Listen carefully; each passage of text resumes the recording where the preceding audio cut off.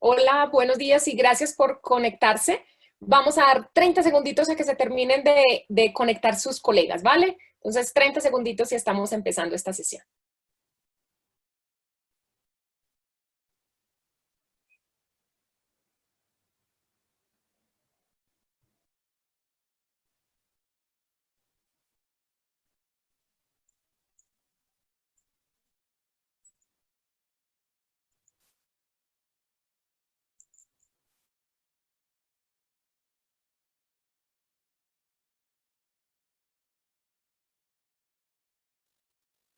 Bueno, muy buenos días para todos y los saludamos María Pilar Rondón, que está tras bambalinas, y yo, Catalina Londoño. María Pilar en Perú y yo por aquí en Colombia. Ya me deben conocer algunos de ustedes. Muy bien. Antes de empezar, y como les dijeron en la sesión pasada en la que hayan estado, preguntas las vamos a atender por la sección de preguntas y respuestas de Zoom, no por el chat particularmente. María Pilar va a estar pendiente todo el tiempo de la sección de preguntas y respuestas para que lo tengan ustedes presente. Y por otro lado, les vamos a enviar los videos y la constancia de participación a este evento en 1 o 2 días.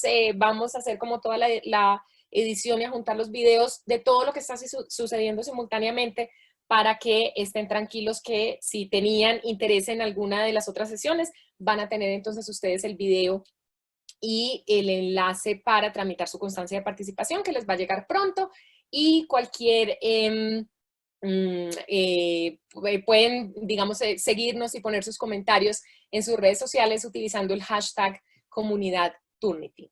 Y sin mucho más preámbulo nos fuimos. Vamos a hablar entonces un momento de ética en la investigación y cómo es que nosotros directamente con las herramientas de Turnitin les podemos ofrecer a ustedes soporte, digamos que en todo este proceso o en los diferentes momentos del proceso investigativo. Muy bien. Entonces vamos a hablar un poquito en términos generales y yo sé que hay tantas maneras de describir el proceso de investigación como autores. Entonces nos vamos a casar con una.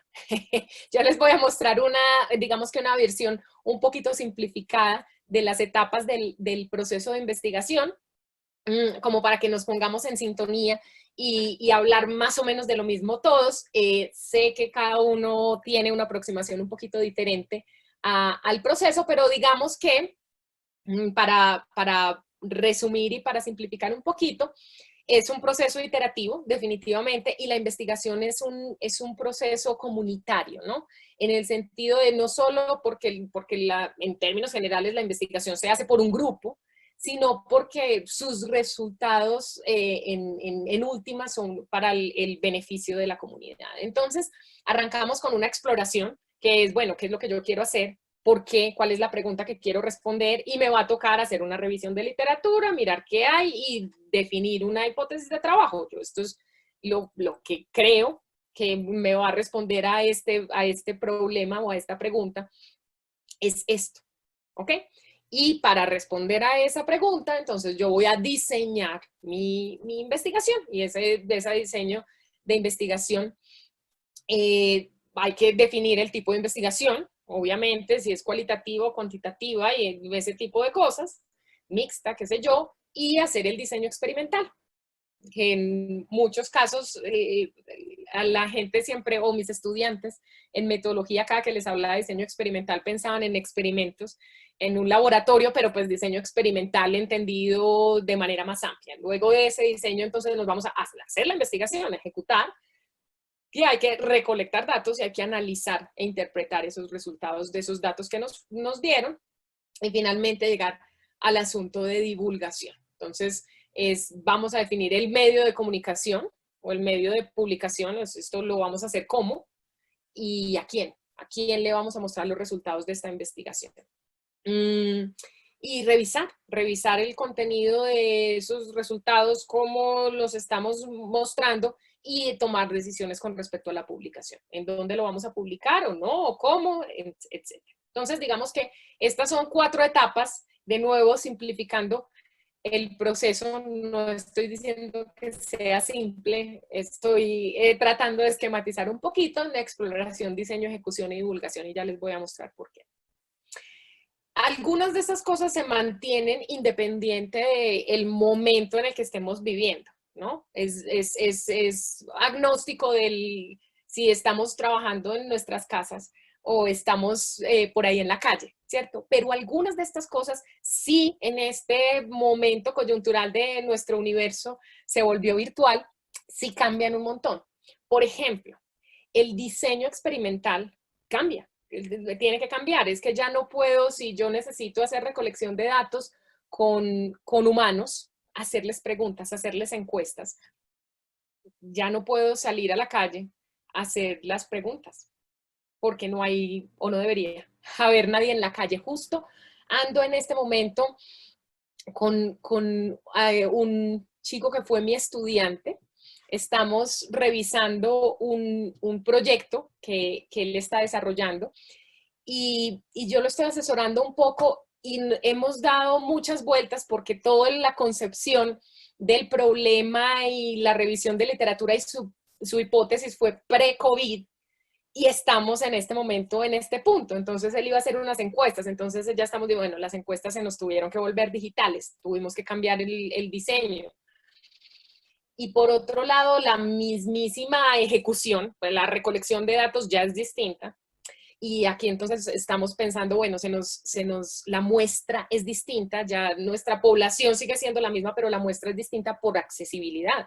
Ya no tenemos manera de irnos a preguntarle a la gente en la calle y tener acceso a diferentes personas, sino que ya va a ser por un mensaje de texto o va a ser a las personas que efectivamente tienen posibilidad de tener datos en sus teléfonos celulares y cosas de ese estilo. Entonces nos cambió la recolección de datos y llevamos dándole vueltas a las preguntas, porque hay unas preguntas que son ambientales, no les dije, pero yo soy economista ambiental, mi doctorado es en economía ambiental, entonces hay unas preguntas de control que hacemos sobre comportamientos ambientales y los comportamientos ambientales han cambiado durante el último mes porque ya la gente está separando la basura de manera distinta, ya la gente no está utilizando los medios de transporte, entonces nos cambió el comportamiento, nos toca cambiar las preguntas y cuando estamos pensando en los resultados, vamos a tener que declarar que esos resultados fueron recolectados durante el momento de pandemia y pueden cambiar.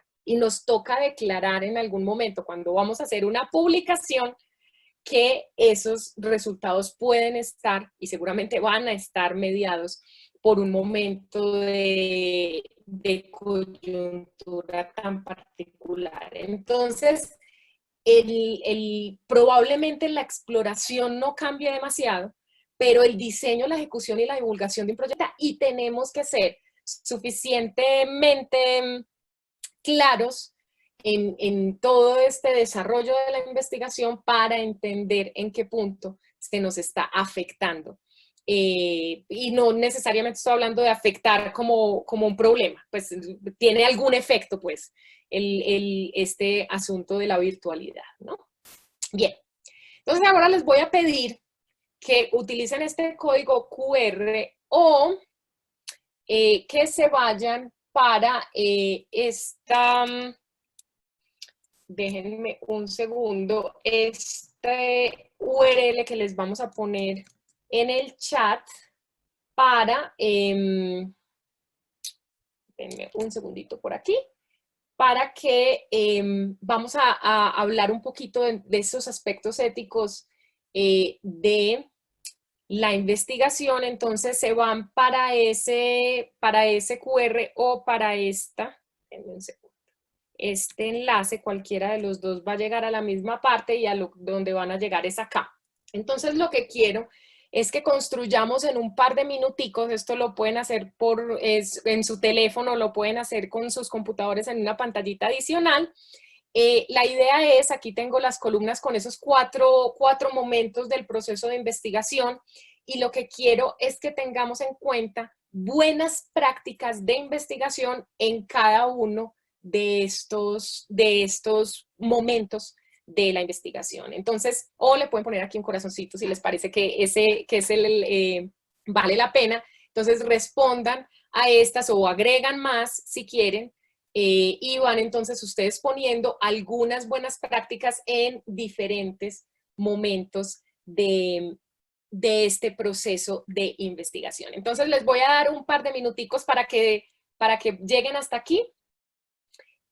Voy a dejarles el código QR abierto por un segundito y ahorita vamos a revisar qué es lo que ustedes están poniendo, y entonces les pido que contribuyan de nuevo cuáles son buenas prácticas dentro del proceso en cada una de esas etapas de las que estamos hablando. ¿Ok?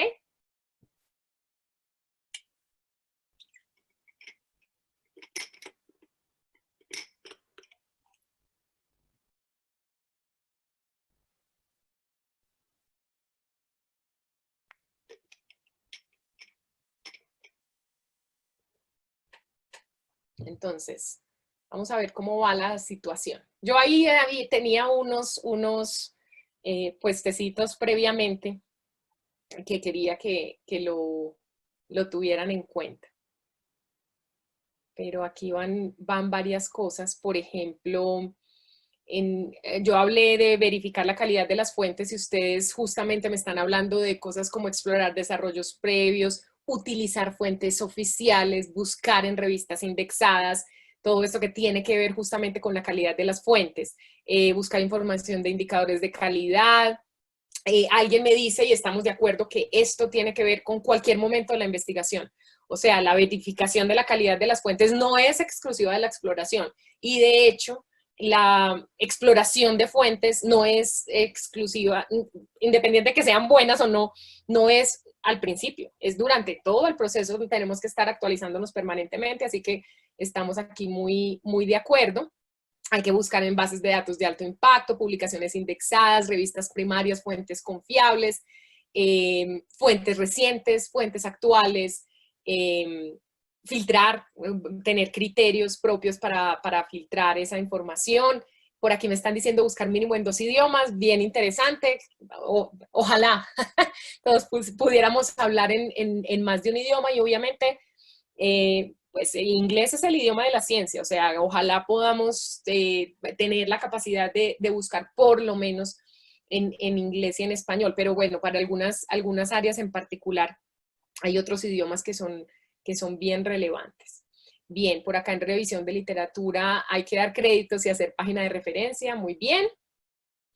Estamos hablando también entonces de determinación de categorías y variables claves, que es aquí como una combinación entre la exploración y el diseño. Hay que revisar el estado del arte, hay que mirar qué han hecho otros, ¿no?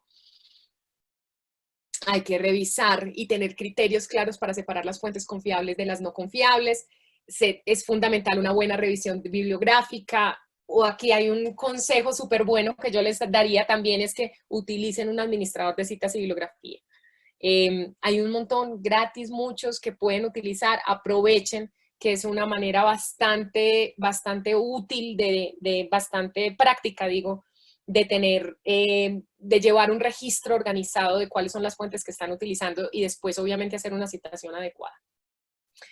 Elaborar aquí un FODA del estatus del investigador para llevar su estudio en esta época, verificar las fuentes, que no sea pura Wikipedia, utilizar autores reconocidos, buscar información en fuentes acreditadas. Hay aquí un montón para que ustedes vayan también revisando. Qué bueno que pues leer todos estos aportes, no se imaginan lo feliz que me hace, que estaba por aquí dudando que les fuera a quedar fácil a ustedes mismos hacer esto por teléfono. Para ayer hice 20 ensayos. Bien. Definición de variables, revisar el instrumento, tener claro el problema de investigación. Miren que hay un montón de cosas que nosotros mismos como investigadores sabemos que son buenas prácticas, que sabemos, seguramente muchos de ustedes son además profesores y que son formadores, forman a investigadores, ¿no? Y que esto es todo eso, esas recomendaciones que les tenemos que hacer para crear una ética de investigación desde el principio. ¿Ok?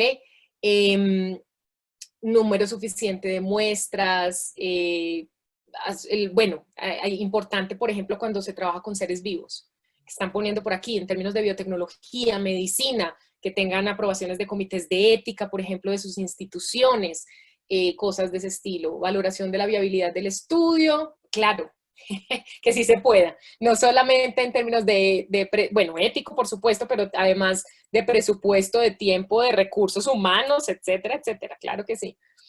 Revisión de los códigos de buenas prácticas, y esos dependen un montón de las áreas de trabajo, ¿no?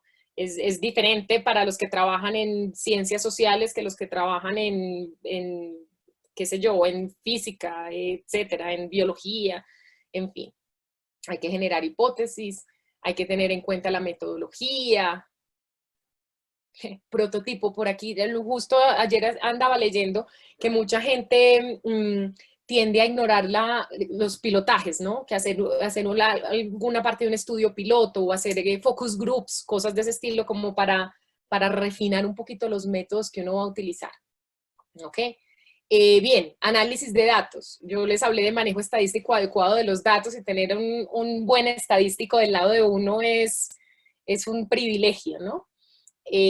Usar instrumentos válidos, pertinentes, confiables, analizar adecuadamente los datos, entender los procesos estadísticos para poder utilizar los métodos que son útiles. Una citación correcta, que ese obviamente es permeable a cualquier punto de la investigación, ¿no? Yo les hablaba mucho a mis estudiantes de utilizar gráficos adecuados y tablas cuando toquen, ¿no? No todos los gráficos sirven para todo. Intentaba yo decirle a mis estudiantes, no siempre con mucho éxito. Bien, mucho cuidado al aplicar instrumentos, interpretación correcta de los resultados, verificación. Y por aquí en publicación, obviamente, uso correcto de normas de citación y referenciación. Es inevitable para mí hablar de eso, pero aquí están hablando de usar herramientas para mitigación del plagio, tener en cuenta los índices H o los índices y ética para considerar solo los autores. Estos asuntos de autoría son tremendamente delicados, ¿no? Los asuntos de atribución. ¿Quién es el autor y en qué orden? Es un asunto bien delicado, nada sencillo. Definir hasta dónde la contribución de un autor efectivamente constituye autoría. Muy importante que lo tengan ustedes en cuenta. Traducciones. También es importante definir hasta qué punto una traducción es una transformación, ¿no? O es una copia. Entonces es importante que tengan este tipo de cuentas. Revisión de procesos editoriales y revisiones rigurosas, mecanismos de consulta, búsqueda de revistas y congresos que sean de impacto. Hay aquí un montón de cosas. Métanse después y revisen todas las contribuciones de sus colegas que están súper interesantes. Ahorita voy a como a continuar en lo que estaba hablando como para terminar, pero qué súper aportes. Muchísimas gracias.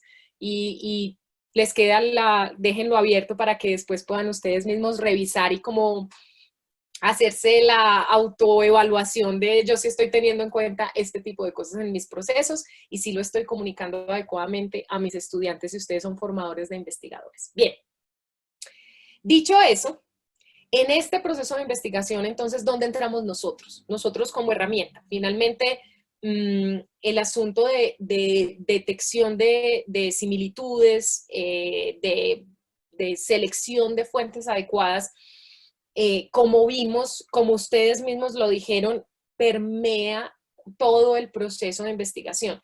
Y obviamente hay un énfasis importante en la primera parte del proceso, en la concepción del problema y en la revisión de literatura. Y hay otro punto muy importante en términos de publicación. Ya cuando hice mi proceso investigativo y llegué al último punto, donde efectivamente es que tengo que hacer detección y revisión y prevención pues como para fomentar las buenas prácticas de citación y referenciación. Entonces, ¿dónde específicamente, dónde y cómo los podemos apoyar nosotros con estas herramientas nuestras que en particular Identity Turnitin es el nombre de la empresa, pero yo sé que todos le decimos Turnitin a la herramienta que son, a las herramientas que son Originality Check y Feedback Studio, que son las que ustedes deben tener en sus instituciones. Y entonces yo pensaría que hay un punto muy importante donde los apoyamos es en la exploración, que es revisando la validez de las fuentes. Entonces me voy a ir para, denme un segundo que lo tengo por aquí abierto, pero aquí está. Entonces me voy a ir para un reporte de similitud para que miremos, aquí está abierto, vamos a abrir del todo, y en términos de validación de las fuentes, obviamente eso es un proceso que tiene que hacer quien está haciendo su investigación, ¿no? En este caso, el investigador o el estudiante, dependiendo de qué nivel estemos hablando. Pero a lo que voy es que cuando nosotros miramos un reporte de similitud, él nos dice, cuando vemos el porcentaje en crudo, ni siquiera en este momento estoy revisando si esto tiene coincidencias que están citadas o no, estoy revisando estrictamente fuentes. Y nos va a decir, primero, a cuál de las bases de datos corresponde la información. Entonces, uno quisiera, yo sé que no es el caso en todas las veces, pero uno quisiera ver más coincidencias con publicaciones. En términos generales, para que lo tengan en la cabeza, tiende a ser, en casi todos los casos, el porcentaje más bajito cuando uno compara las tres bases de datos, que son publicaciones, fuentes de internet y trabajos de estudiante. Pero lo cierto es que si yo estoy haciendo una revisión de literatura con ciencia, yo, llámeme estudiante, profesor, investigador súper consagrado, estudiante de doctorado, de postdoctorado, lo que sea.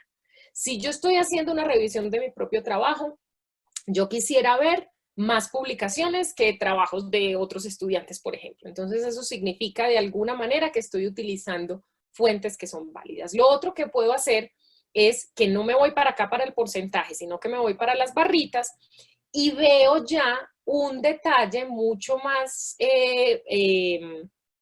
un detalle, no, más detalle detallado no sería la palabra, un detalle más específico, más claro de cuáles son esas fuentes. Entonces yo voy a encontrar, por ejemplo, fuentes de publicaciones, pero también fuentes de internet que son fuentes razonables, que son fuentes confiables. Ahorita me decían reportes técnicos, revistas indexadas, todo esto que dice publicación o casi todo lo que dice publicación acá abajo son revistas indexadas. Entonces yo voy a poder verificar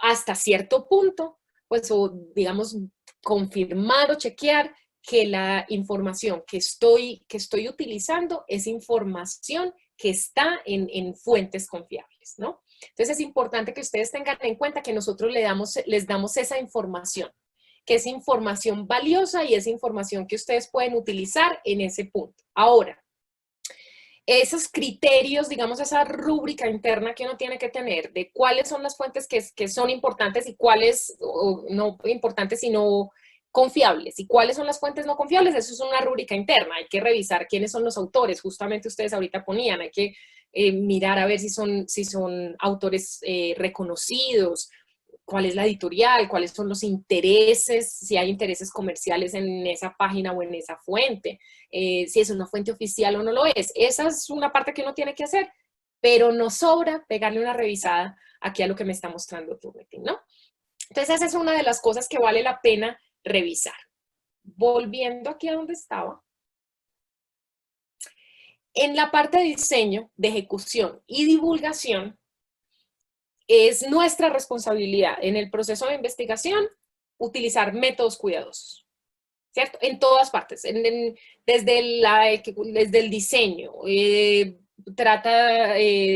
o cuando vamos a hacer tratamiento de seres humanos, o tratamiento, y no necesariamente pues que vamos a hacer experimentos, vamos a experimentar una nueva droga para el tratamiento de una enfermedad. Estoy hablando de seres humanos, es porque los vamos a encuestar y qué tipos de preguntas le van a hacer, y esas preguntas son preguntas que son comprometedoras, la gente se va a sentir cómoda haciéndolo, cuánto tiempo le va a tomar, ese tipo de cosas también son muy importantes. Pero métodos cuidadosos con respecto a eso, métodos cuidadosos cuando estamos hablando de métodos estadísticos, desde todos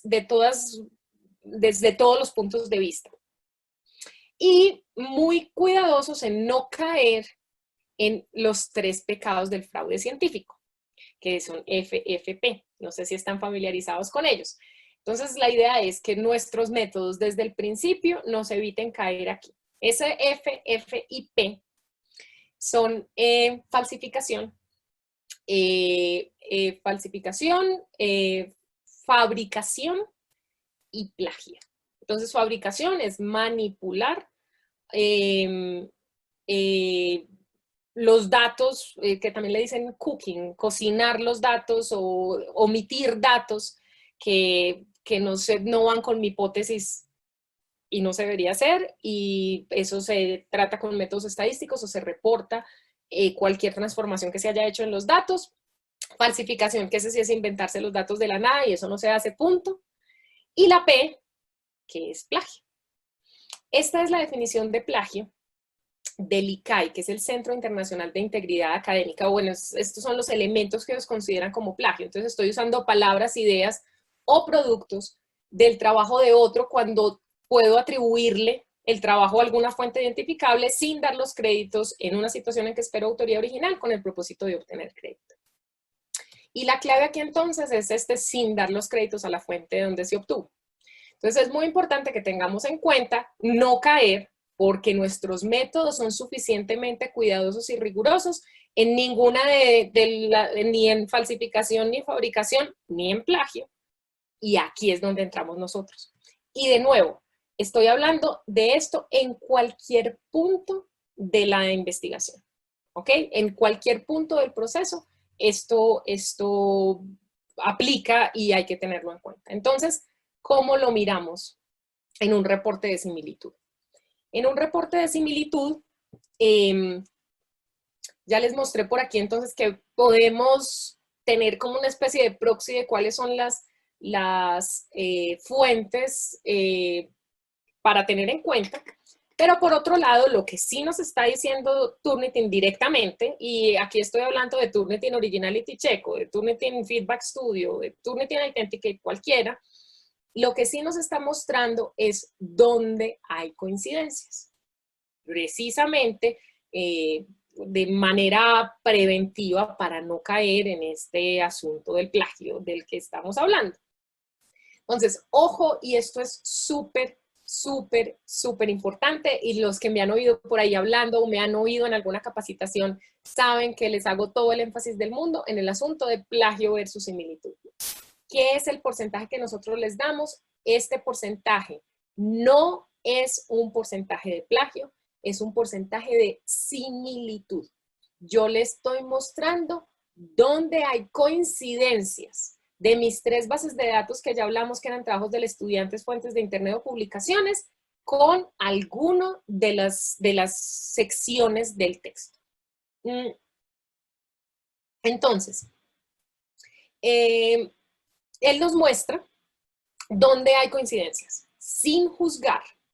Esto es un algoritmo, no juzga, no define el plagio lo definen ustedes. Él les muestra similitud y ustedes tienen el criterio, porque son los expertos, en determinar si esto tiene citación o no, de manera que se convierte o no se convierte en un posible caso de plagio.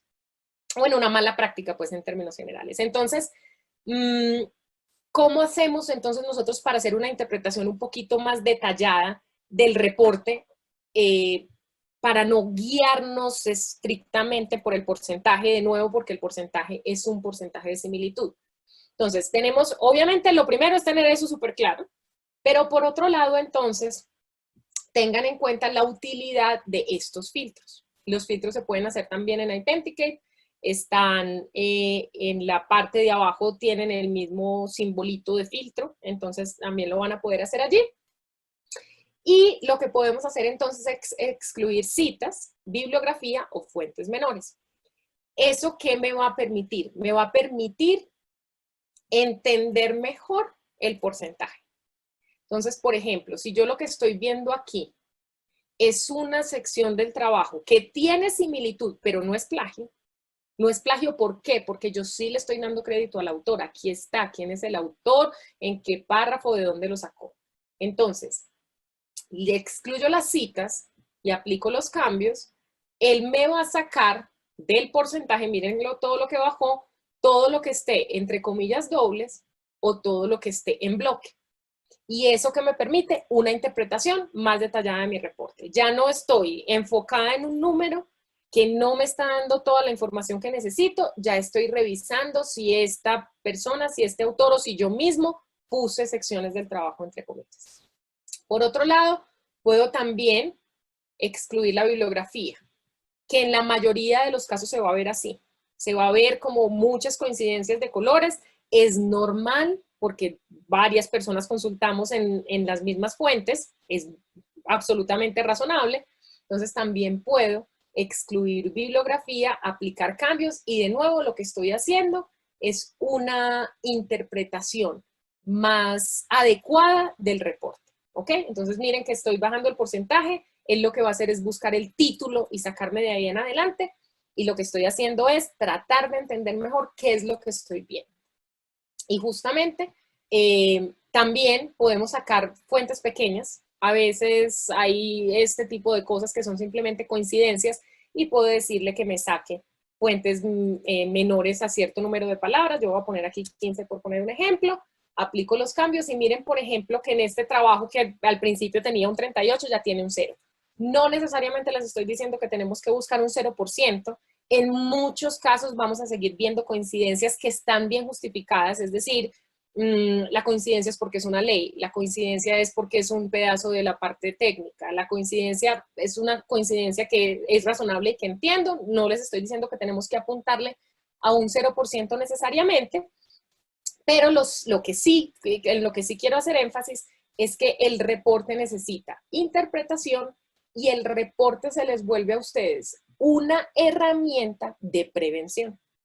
Entonces, ¿cuándo paso yo un documento por Turnitin? Yo paso un documento de Turnitin mientras lo estoy escribiendo. Yo lo paso cuando ya es mi primer borrador del manuscrito. Yo lo paso cuando estoy haciendo la revisión de literatura a ver si las fuentes que estoy buscando son las fuentes que son adecuadas.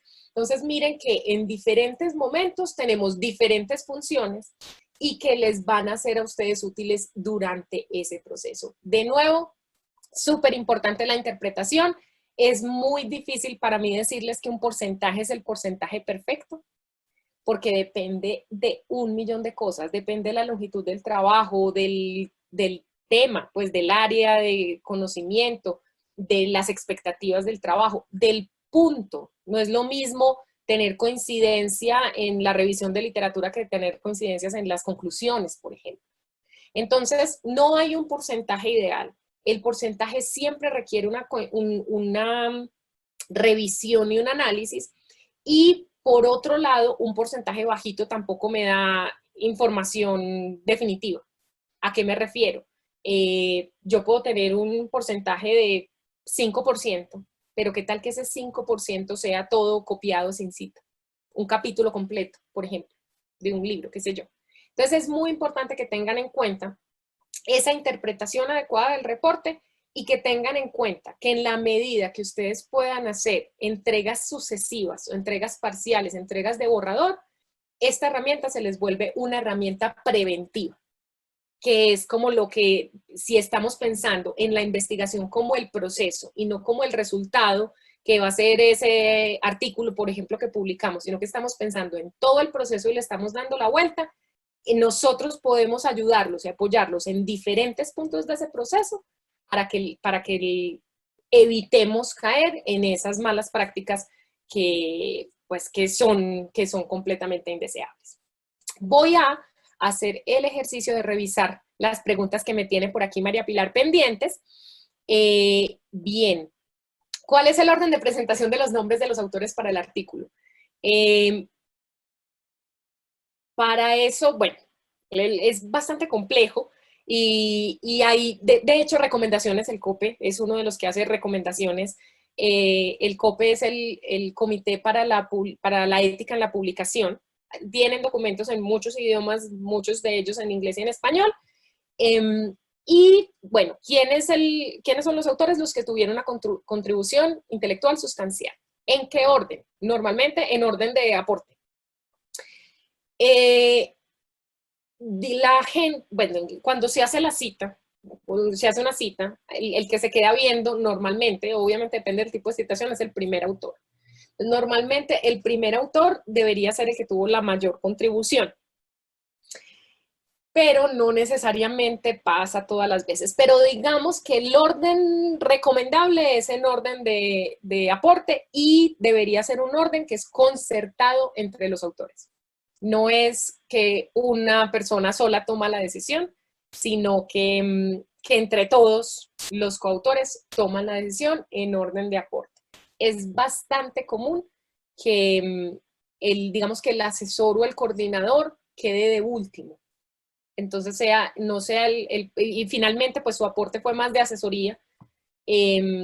Entonces, normalmente, digamos que el que hizo todo el trabajo pesado es el que queda de primero y el asesor es el que queda de último.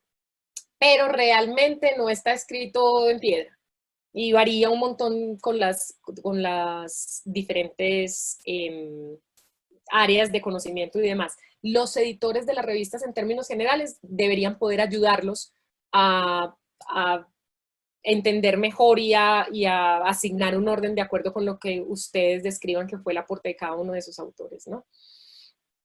Por aquí me pregunta Marlon si este asunto de las referencias aplica para cualquier estilo. Realmente nosotros, cuando excluimos citas, no estamos excluyendo con ningún estilo particular. Lo que nosotros estamos excluyendo son comillas dobles o bloques. En este caso particular aplica para APA, porque APA utiliza las dos cosas, utiliza comillas dobles y bloques de acuerdo con el número de palabras, pero en realidad la mayoría de estilos de citación utiliza comillas, entrecomillado para las citas textuales y nosotros no estamos detectando estilo de citación, estamos detectando literalmente la comilla textual, entonces, la comilla doble. Entonces, puede incluso haber casos donde hay comillas dobles sin una citación adecuada, en realidad. Entonces, nosotros no estamos casando con ningún estilo de citación, lo que estamos buscando es comillas dobles o bloques, independiente de cómo esté citado el documento. ¿Qué pasa si un trabajo se sube y necesita volver a revisar el mismo trabajo? Pues cuando ustedes hacen la configuración de los ejercicios, si son, por ejemplo, trabajos de borrador, lo recomendable es que no lo envíen al depósito de Turnitin para que no tengan, pues, como que someterse a este asunto de repetir pues, que les vaya a parecer un 100% con ustedes mismos. Entonces, es un asunto de configuración inicial. Ahora, si ya se fue para el depósito, tiene que ser, para eliminarlo del depósito de Turnitin, tiene que ser a través del administrador de la cuenta. No hay otra manera de hacerlo. Esa es la única manera que se puede eliminar un documento definitivamente del depósito de Turnitin. Bien, ¿cómo se detectan textos traducidos textualmente? Hay aquí una opción, también están las opciones de configuración del ejercicio. Yo les recomiendo que se vayan para nuestra sección de ayuda en turnitin.com en español, que allí hay una cosa que se llama videos tutoriales y está cómo se configura. Pero cuando está configurado dentro del ejercicio les va a aparecer esta opción que dice aquí ver fuentes en inglés y lo que hace Turnitin es que traduce el documento de español a inglés, no nos muestra la traducción y nos genera un doble reporte contra inglés y contra español. Entonces, esa es la manera como nosotros manejamos las traducciones textuales. Me queda un minutico, les quedo debiendo muchas respuestas, no teníamos mucho tiempo aquí. Después nosotros revisamos, de nuevo revisen ustedes los recursos nuestros que están en www.turnitin.com, cambian a español y allí van a encontrar entonces muchos recursos sobre interpretación del reporte y demás. Por el momento, ya respondimos las preguntas que alcancé. Muchísimas gracias. Lo que sigue en 10 minutitos para que tengan tiempo de ingresar es una súper conferencia. Les va a encantar. La doctora Tracy Tokujama Espinosa es una experta y tiene una posición súper positiva de este momento coyuntural que estamos viviendo. Vayan, vale completamente la pena. Para entrar, vuelven aquí a la página del primer encuentro virtual y en la parte de abajo van a encontrar la opción para ingresar a la sala de Zoom donde va a estar la doctora Tracy. Vayan, súper, súper recomendado. Son las 11:20. Muchísimas gracias por atender nuestra invitación. Muchísimas gracias por sus preguntas. Les quedo debiendo un montón de respuestas. Ya tendremos otras oportunidades para responderlas y que tengan ustedes un buen resto de día y aprovechen esta charla que es maravillosa. ¿Ok? Muy buenas tardes, bueno, días, tardes, más o menos, depende de dónde estén, para todos y muchísimas gracias por su asistencia. Hasta luego.